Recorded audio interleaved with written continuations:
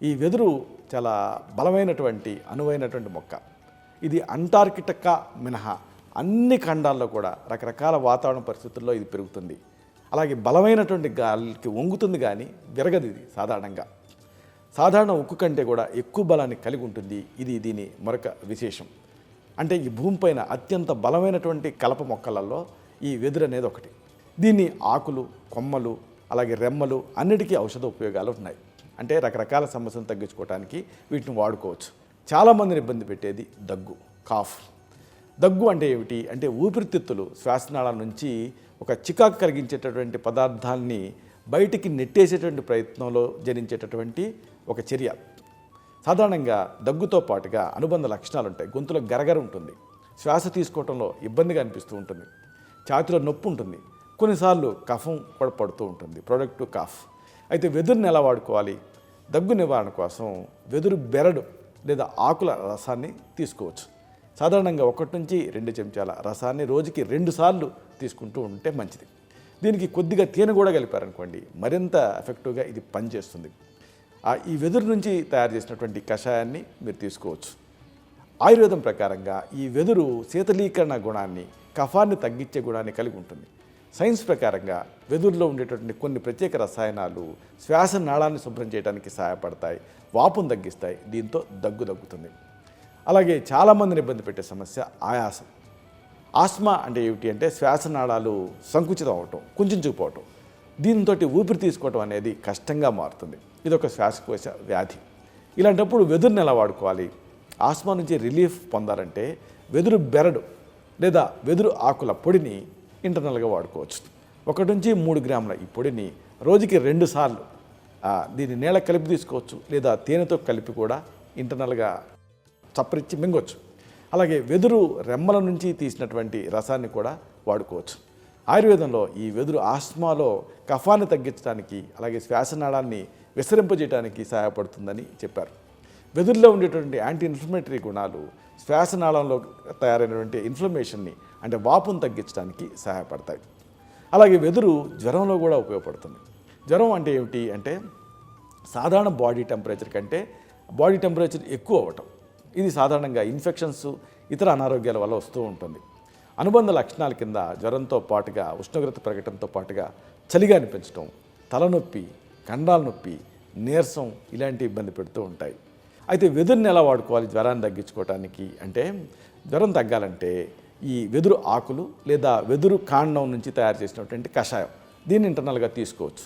20 నుంచి 30 మిల్లీలీటర్లు అంటే 1 టేబుల్ స్పూన్ నుంచి 2 టేబుల్ స్పూన్ల కషాయాన్ని రోజుకి 2 లేదా 3 సార్లు తీసుకుంటే జ్వరం తగ్గుతుంది. వెదురులో ఉండేటువంటి యాంటీపైరెటిక్ గుణాలు శారీరక ఉష్ణోగ్రతను తగ్గించడానికి సహాయపడతాయి. ఆయుర్వేద ప్రకారంగా ఇది శరీరంలో ఉండేటువంటి వేడిని తగ్గించి చల్లదనాన్ని కలిగిస్తుంది.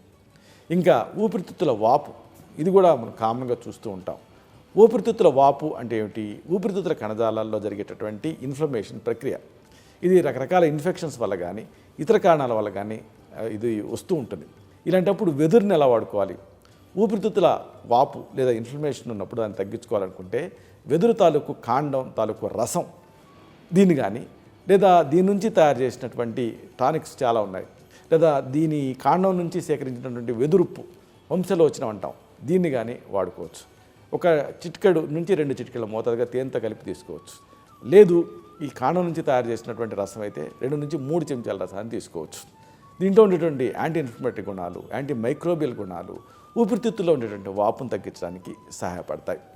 అలాగే కొంతమందికి కఫం అంటే ఫ్లమ్ ఇబ్బంది పెడుతూ ఉంటుంది. కఫం అనేది ఏమిటి అంటే శ్వాసనాళాల ద్వారా ఉత్పత్తి చేసేటటువంటి జిగురుగా ఉండేటువంటి ఒక పదార్థం. సాధారణంగా పోస్ట్ నేసల్ డిశ్చార్జ్ లాగా ఇది వస్తూ ఉంటుంది. మరి ఇలాంటి సందర్భాల్లో వెదురు ఎలా వాడుకోవాలి? వెదురుని అంటే కఫాన్ని తగ్గించుకోవాలనుకుంటే వెదురు రెమ్మల నుంచి తయారు చేసినటువంటి కషాయం దీన్ని ఇంటర్నల్గా తీసుకోవచ్చు.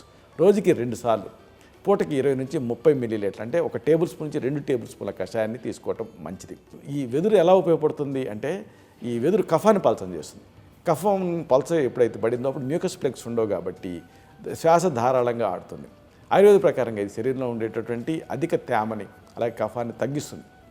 అలాగే కొంతమందిని ఇబ్బంది పెట్టే సమస్య రక్తస్రావం, బ్లీడింగ్. ఈ రక్తస్రావం అంటే ఏమిటి? శరీరం నుంచి రక్తం బయటికి రావటం. ఇది అంతర్గతంగా కూడా జరగవచ్చు, బాహ్యంగా కూడా జరగవచ్చు. ఇలాంటప్పుడు రక్తస్రావం తాలూకు ముఖ్య లక్షణం ఏంటంటే గాయం నుంచి రక్తస్రావం అవ్వటం, అలాగే మలంలో రక్తం కనిపించడం, మూత్రంలో కూడా రక్తం కనిపించడం. దీని ఆయుర్వేదం రక్తపిత్తం ఉంటుంది. సాధారణంగా దీనికి ముఖ్యమైన కారణం ఏంటంటే గాయాలు అవటంతో పాటుగా ప్రమాదాలు జరగటం, కొన్ని రకాల వ్యాధులు, అలాగే రక్తపోటు పెరగటం, ఇలాంటివి ఈ రక్తస్రావాలకి కంట్రిబ్యూట్ చేస్తూ ఉంటాయి. అయితే వెదురుని ఎలా వాడుకోవాలి అంటే రక్తస్రావాన్ని ఆపటానికి వెదురు బెరడు తాలూకు పొడి లేదా ఆకుల రసం దీన్ని మీరు వాడుకోవచ్చు. గాయాలపైన అయితే ఈ వెదురు పొడిని మీరు డైరెక్ట్గా చల్లొచ్చు, అంటే ఒక డస్టింగ్ పౌడర్ లాగా, లేదా దాని రసాన్ని కూడా అప్లై చేయొచ్చు. దీంతో రక్తస్రావం తగ్గుతుంది.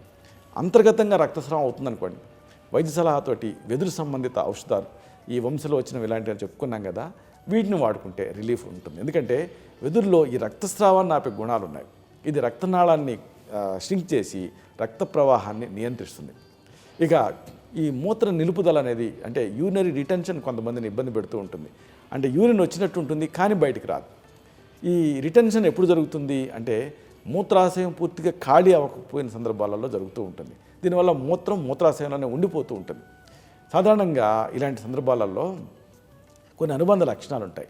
మూత్రం సరిగ్గా రాకపోవడంతో పాటు తరచుగా మూత్ర విసర్జన చేయాలి అని అనిపిస్తూ ఉంటుంది. అలాగే కడుపులో నొప్పి ఉంటుంది, అసౌకర్యం కూడా ఉంటూ ఉంటుంది. సాధారణంగా ప్రోస్టేట్ సమస్యలు, అలాగే మూత్రనాళపు ఇన్ఫెక్షన్స్, కొన్ని రకాల మందులు, అలాగే నరాల సంబంధ సమస్యలు, ఇవన్నీ కూడా ఈ యూరినరీ రిటెన్షన్కి కారణమవుతూ ఉంటాయి. ఇలాంటప్పుడు వెదురుని ఎలా వాడుకోవాలి అంటే ఇలాగ యూరిన్ రిటైన్ అయినప్పుడు బయటికి రానప్పుడు అప్పుడు వెదురు రెమ్మల రసం దీన్ని ఉపయోగించుకోవచ్చు. రోజుకి 2 లేదా 3 చెంచాల ఈ రసాన్ని ఇంటర్నల్గా తీసుకుంటూ ఉంటే మూత్ర ప్రవాహం సాఫీగా జరుగుతుంది. ఎందుకంటే వెదురు డయూటిక్ లాగా పనిచేసి మూత్ర విసర్జనకి సహాయపడుతుంది. ఇది మూత్ర నాళాన్ని స్టిమ్యులేట్ చేసి మూత్రం సాఫీగా వెళ్ళటానికి తోడ్పడుతుంది.